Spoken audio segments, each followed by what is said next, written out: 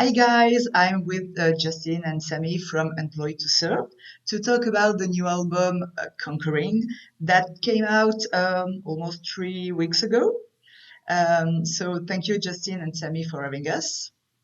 Thank you Yeah, for thank you for inviting having us us. on. Yeah. Okay, so as I said, the album is out for 3 weeks ago now. So what feedback did you get on this, and how do you feel about it? All the feedback's been awesome. Like, we're super stoked with how it's been received so far. Yeah, because it's like we still feel like we sound like us, but we definitely try to push it in a different direction. So it's nice that people like that direction we're going in. It always helps. Yeah, the feedback's been overwhelming, just like how nice it's been, and it's always amazing when you have these songs that are so personal to you, and they've only existed like on your computer as a demo, and now suddenly they're out in the world and everyone can hear them, and they're giving you positive feedback about it. It's a great feeling. Okay, and as you said, yeah, the album sounds a bit different. The songs are heavy or more massive. How did you work on it? Well, what was the writing process, and what is different from the other? So we pretty much wrote everything in this room that we're in now. Sammy like wrote it sort of during the first wave of lockdown, I think from like spring to summer 2020. We had about three like songs, didn't we? I think written before.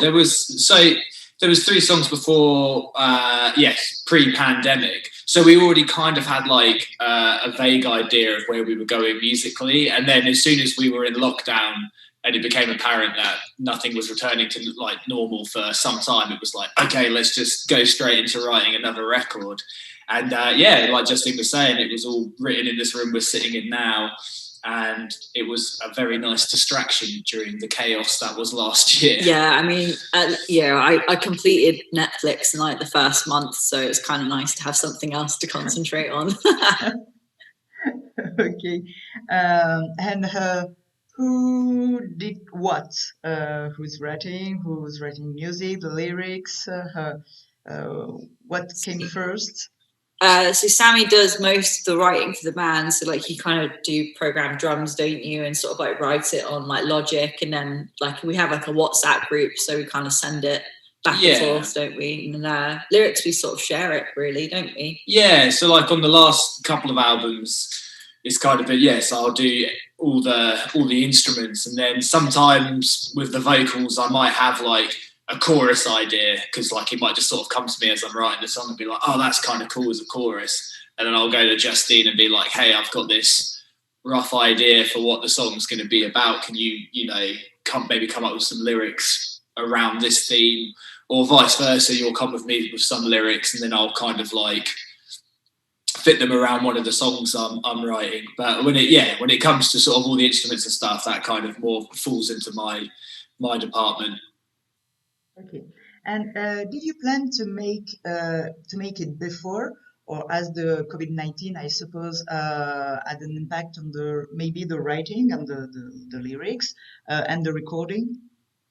Yeah, like so basically it definitely made us like record earlier than we intended to, because we were supposed to have a very full 2020 of touring, as did every band. So yeah, that kind of like affected things a lot. Like it pushed us almost forward in our timeline in terms of like when we were releasing an album. And then lyrically, I think it did definitely like impact it. Like it made it more positive, mainly because we felt very fortunate in our situation. Because like, we were able to work throughout this, like, we had a roof over our heads, like, touch wood, we had our health and things like that. And we just felt quite grateful with our situation, really. Yeah, well, and also there's I feel there's like a lot of things in the last sort of year that you can kind of get bogged down with, like that are wrong with the world. Climate crisis is a main one of them, and we just kind of thought there's been so much terrible stuff happening in the last year. We kind of want a record that's going to hopefully uplift people and give them some sort of self-empowerment, really. But yeah. Yes, exactly.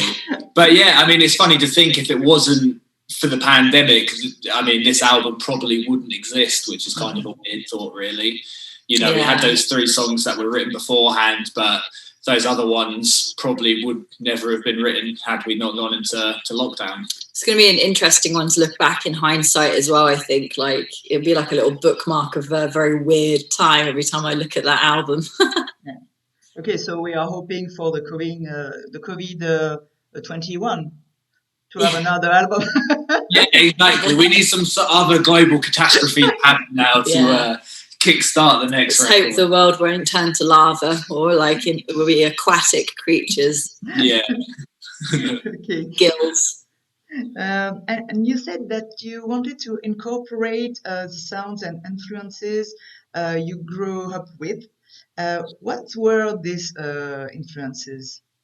A lot of 90s Roadrunner bands. So a lot of like Sepultura, early Machine Head, Fear Factory, and then like other bands like Lamb of God and Pantera. Yeah, I feel like they've really, influenced this record and our sound more so than our previous works, for sure.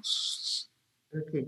And who was the artist or band who give you the desire to play it and to have your own band? Ooh, that's a good question. That is a good one. The only one. I guess if we're talking about employed to serve and not like the artist that kind of inspired us to start doing music, one of them has to be our friend's band, Palm Reader, I guess. So they're another band who come from the same town as us. And they started a little bit before us. And we'd already kind of thought about starting our own band. And I think we found it very inspiring to see them doing a type of music that we were interested in doing and coming from the same place as us and playing all of these cool different places and festivals. So I'd say they were like a real big influence on us starting the band. Yeah, for sure. Because I used to work with the bassist Josh, and I went to school with him, and you went to school with the vocalist as well. Yeah. So we kind of just like grown up like knowing each other as well. So that's quite nice. It's really cool seeing how their band like played with bands like Gallows, and I think they play with While She Sleeps as well. So yeah, like it's really cool. In terms of like big bands, like I've loved bands like Korn, and I just wanted to be in a heavy band ever since I listened to Korn as well. Yeah, for me it was Slipknot. That was the first band I was like fascinated with, like fully obsessed, and definitely made me go down the path I have today, for sure. I can understand. Yeah, definitely. Okay, so you released 2 videos. Two funny videos. How did you work on them? Who brings the idea, or did you give this to one producer and tell him, okay, do what you want, or you really work on it? It was your ideas, wasn't it? Yeah, I kind of was just sick of everything being so serious. So like I liked the idea of just having something very light-hearted and fun. For the first video, Exist, which is like the little models of us, I really wanted A, to have a model of myself, and B, I wanted to capture, that feeling when you're like a teenage, like a preteen, like quite young, and you discover your like favorite band for the first time, and like that excitement and like absolute like sort of hunger to sort of buy everything that they do and like just get really excited and like lose yourself in listening to their music. We worked with this director called Ryan McFall. He's worked with Trivium and Slayer and stuff before, and funnily enough, our drummer Casey is friends with him, and he lives in Cornwall. So during the pandemic, we had lots of video calls discussing all these ideas. And the calls were great as well. He's such an enthusiastic guy, so we'd sit for like sometimes hours just discussing all these ideas and get excited about, what we could possibly do. Yeah, and like for Mark of the Grave, I wanted to make fun of all the terrible riders we've had in the past.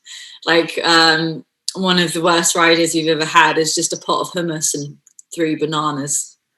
Yeah, like nothing else. So yeah, and like that one beer that's been in the back of the fridge for like years. It's just like the idea of having fun on that. Yeah, they were really fun to make. Yeah, and in what's in the drink, Mark of Grey, because it seems good. Yeah, some It's got a real kick to What's it. the recipe? Yeah, we must know. It's one of those back of the fridge cans of beer, which probably have fermented for a long time. Extra alcohol. It's like the ones you get in Germany where it's the Fax beer, the litre can. That's 10%. It's one of those. Okay. Dangerous stuff. And will we be able to buy the ETS doll like in Exist? I know. I know. We need to make some actually. That'd be quite fun. Maybe in the future. You can only make 1,000 of them. So the idea of having 5,000 figures is quite daunting. Maybe when we get bigger. Also, as well, you'd have to sell them as a collection because no one wants to be the doll that doesn't sell as much. You know what I mean? No one wants to have their heart No one broken. wants that. You have to buy the complete set. That's it. Yeah. Okay. So let's talk about live music. So you will tour next year with Gojira, Yes. our French metal band. What can you tell us about these upcoming shows?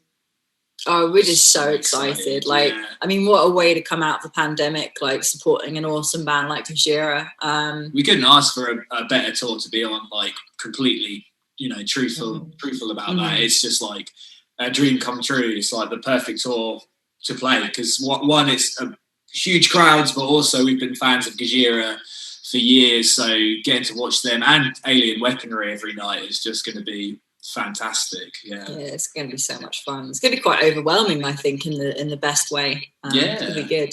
Like going from sitting in our house for 2 years to going to arenas. I'm just going to go find a seat out front every night just to watch both bands. Yeah. That'll be me set. Yeah, I imagine you're really patient, as your music is not a music to listen and just sit, and we have to move on it to this energy. So we're a workout band. Yeah. Absolutely.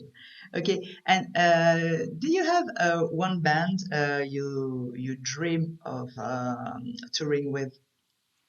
You pick one, I'll pick one. I mean, I guess again like an obvious one because I said Slipknot. I mean, I guess Slipknot because that was my first absolute obsession when it came to music. So I think to tour with Slipknot would be like, I don't know, it was like reality had broken somehow. You know what I mean? It would be unreal. Mine's Korn. I love Korn so much. Life is Peachy record is still something I listen to every week. Yeah. And then if it was possible, but it's not because unfortunately he's dead, I'd love to tour with Dio. Be a bit of an odd mix maybe. But I don't think Dio fans would be down for us. I don't know. They might be into Mark of the Grave. I feel like they would probably dig that. But that would be like if the laws of physics and science and whatever. Dio hologram tour. Holograms, yeah. yeah, do the hologram tour, yeah. But it's a hologram of us as well. We're not even there. Okay. Full hologram tour. Okay, so thank you, Justine and Sammy, for this interview. So see you on stage next year, and to all those who are watching, go and listen to Conquering. Yeah. Hell yeah. Thanks for having us. Thanks for having us on. Thank you very much. Thank you. Have a nice day. Bye-bye. See ya. Have a lovely evening.